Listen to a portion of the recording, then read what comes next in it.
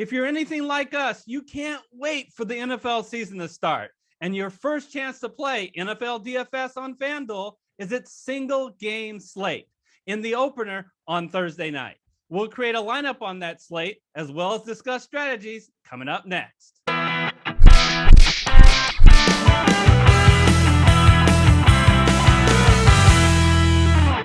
All right, everybody, we're on the single game slate at FanDuel. Before we get into our lineup, I'd be remiss not to mention that co-founder Gary Kurtzman and I put together a really valuable video which breaks down all the strategies to compete in these single game slates on both FanDuel and DraftKings. Strongly recommend, if you're going to be playing these, you got to check out the video. So I'll put the link in the description and I'll also put it above. Now, the showdown slate is just a bonus show along with the 5 common mistakes, a part of our NFL DFS Master Class series. It is completely free on YouTube, and the links are also in the description. The main 9 courses starts from the beginner show, then picking the right contest, and then deep dives in picking the right quarterback, running back, wide receiver, tight end, and defense, and we get into cash and GPP game strategies. We've gotten such a positive response of our NFL DFS Masterclass on YouTube from all of our FFC community. We thank you guys for that. It feels really good that you guys are getting a lot of value out of this series since we put so much time and effort in putting it together. All right, so on the single game slate. So first of all, this is the NFL opener, and it features the Super Bowl champion Tampa Bay Bucks at home against the Dallas Cowboys. How about them Cowboys? Let's talk a little bit about the environment in this game. The Bucks are 7.5-point favorites. They are expecting a lot of scoring in this game, 51 points. So their implied totals are 29 for Tampa Bay and 22 for Dallas. So immediately, the decision you have to make on FanDuel is, who do you want as your MVP? Now, unlike DraftKings, where you have to pay 1.5 salary to get your MVP or captain, on FanDuel, not a problem. You do not have to pay extra, but they are going to give you 1.5 times whatever production that they actually give. So you want to pick someone, and I'm going to prepare this lineup as if this is a GPP lineup. And I love in my GPP lineup to put players that I feel like have a high ceiling. And when you play the Tampa Bay Buccaneers, they are extremely difficult to run against. Therefore, I am targeting Dak Prescott as having a big game here. When you play NFL DFS, and certainly the single slates, your lineup has to tell a story for GPP. And the story I'm going to say is that Tampa Bay is going to do a good job of stopping Zeke Elliott. And game script wise, it may be a situation where the Cowboys as 7.5-point dogs will be behind. So they're going to have to throw a lot. So Dak Prescott is in my MVP spot. So when you put a quarterback in your MVP or on DraftKings, your captain spot, you have to put at least 2 of his pass catchers. Why? Well, if he is going to have a very big game, and he has to if he's going to be in my MVP spot for my GPP lineup to pay off, then his pass catchers are going to have a big game. And I'm not going to fool around, folks. I'm going to use his 2 biggest weapons in the passing game, Amari Cooper. And by the way, Amari Cooper went bananas last year at the very beginning of the season. Look at that. 14 targets, 9 targets, 12 targets, 16 targets. Gee, he dropped off right after 4 games.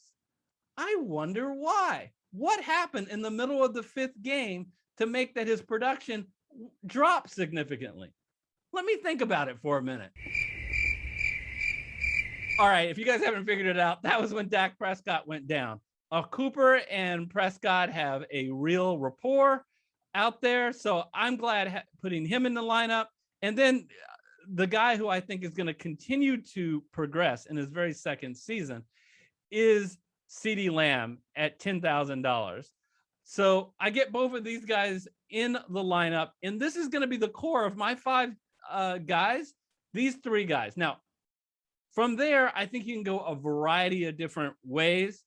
One particular way you could go is, well, let me just load up on the Cowboy receivers, and you can go, hey, I'll pick Michael Gallup, and that would leave you enough money to get who I think is the biggest weapon on the other side, Mike Evans. Now, you might say, hey, Eric, what's the deal? You have the Tampa Bay Bucks as a 7.5-point favorite. Don't you want their running back? Here's my problem. Which running back? They're going to have a 3-ring circus over there in the Tampa Bay backfield. You have Leonard Fournette and Ronald Jones who are going to share the carries, and Gio Bernard, who's going to be heavily involved on 3rd down in any obvious passing situations. Now, I do want to point out that Gio Bernard is currently has an ankle injury. So it appears, based on the latest information, that he is a go. And if he's a go, then I just don't want any part of this running back tandem. So that is, now, if you learn that Bernard is out at the last minute, then Leonard Fournette coming out of the backfield, maybe catching passes without Bernard there, might be a good option. All right, so and then I go with Michael Evans because the guy is such a beast around the goal line that Brady looks a lot to him. And on FanDuel, touchdowns are really important. Now, you might say, hey, I don't want to load up that much on the offense of Dallas.